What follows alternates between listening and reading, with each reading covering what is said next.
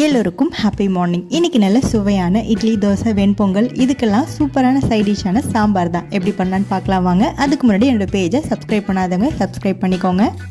ஒரு குக்கரில் எந்த அளவுக்கு துவரம்பருப்பு எடுக்கிறீங்களோ அதே அளவுக்கு பாசிப்பருப்பு, 3 பல் பூண்டு, கொஞ்சோண்டு மஞ்சத்தூள் போட்டு ஒரு 4 விசில் மிதமான சூட்டில் வச்சு வேக வச்சு எடுத்துக்கோங்க. ஒரு கடாயில் 2 பெரிய வெங்காயம், 2 பச்சை மிளகாய், 2 பெரிய தக்காளி இது எல்லாமே நல்லா வதங்குற அளவுக்கு கொஞ்சமாக உப்பு சேர்த்து வதக்கி எடுத்துக்கோங்க.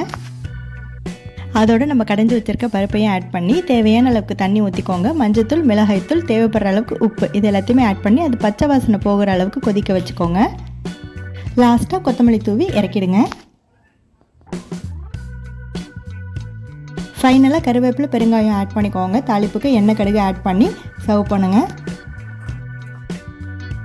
அவ்வளோதான், சூப்பரான சாம்பார் ரெடி ஆகிடுச்சு. கண்டிப்பாக ட்ரை பண்ணி பார்த்துட்டு கமெண்ட்ஸில் சொல்லுங்கள். எல்லோருக்கும் ஹாவ் அ நைஸ் டே.